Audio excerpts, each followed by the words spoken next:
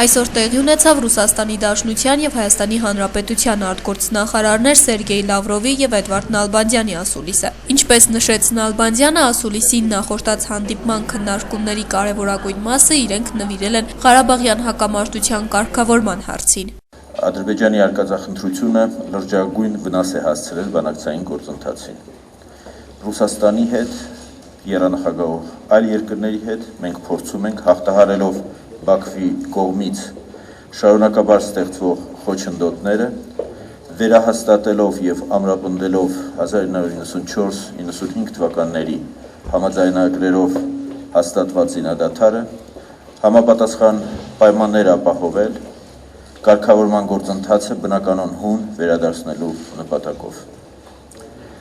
Մենք համակարծիք ենք, որ ուժի կիրառումն անընդունելի է և բանակցային ճանապարհով կարգավորումն այլ ընտրանք չունի։ Նալբանդյանը նշեց նաև, որ քննարկել են ավելի վաղ երկրների ղեկավարների միջև ձեռք բերված պայմանավորվածությունների կատարման ընթացքը, որոնք վերաբերվում են Հայաստանի պաշտպանունակության բարձրացմանը։ Ռուսաստանի Դաշնության արտգործնախարար Սերգեյ Լավրովը մի շարք այլ հարցերի անդրադառնալուց հետո նշեց, որ քննարկվել է նաև Ղարաբաղյան հակամարտության հարցը, ընդգծելով, որ հակամարտությունը ռազմական լուծում չի կարող ունենալ։ Эти трагические события лишний раз подтверждают то, что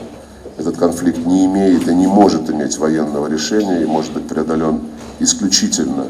политико-дипломатическим путем. Այս ողբերգական իրադարձությունները եւս մեկ անգամ եկան ապացուցելու, որ այս հակամարտությունը չունի եւ չի կարող ունենալ ռազմական լուծում եւ այն կարող է հաղթահարվել բացառապես քաղաքական դիվանագիտական ճանապարհով։ Այս փուլում առաջնահերթություն է 1994-95 թվականների հրադադարի պայմանագրի ամբողջական եւ անշեղ կատարումը, քանի որ դրա դրույթներն անժամկետ են եւ պետք է բոլորի կողմից հարգվեն։ Ռուսաստանը եւ իր ազգային կարգավիճակով եւ որպես եռանախագահների անդամ երկիր ամեն ինչ անելու է, որպեսզի կողմերին իրագործել վստահության, անվտանգության եւ հետաքննության այն մեխանիզմները, որոնք համաձայնեցվել են Հայաստանի, Ռուսաստանի եւ Ադրբեջանի նախագահների կողմից 2011 թվականին։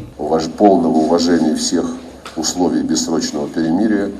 мы считаем важным уделить внимание практической реализации тех мер доверия, мер обеспечения безопасности, мер по расследованию инцидентов. Հարցին թե կոնկրետ ինչ քայլեր են քննարկվել հակամարտության կարգավորման վերաբերյալ Լավրովը պատասխանեց, որ այժմ սկզբունքային է 1994 թվականի հրադադարի ռեժիմի պահպանումը։ Լավրովն ընդգծեց նաև հակամարտության կարգավորման շուրջ Գերմանիայի կողմից հետաքրքրության ցուցաբերման հարցը։ Մենք նպաստելու ենք, որպեսզի Բեռլինը գիտակցի իր պատասխանատվությունը։ Հայաստանը Կազանի փաստաթուղթը չի մերժել, ի պատասխան հաջորդ հարցի ասաց Լավրովը, լրացնելով գործընկերոջը Էդվարդ Նալբանդյանը հաստատեց, Հայաստանը չէ որ մերժել է, ավելացնելով փաստաթուղթը մերժվել է Ադրբեջանի կողմից։ Հիշեցնենք, ավելի վաղ լրագրողների հետ զրույցում Շավարժ Քոչարյանը նշել է, որ Կազանյան փաստաթուղթը, որը հրապարակված չէ, ըստ էության նույն մադրիդյան սկզբունքներն է ենթադրում։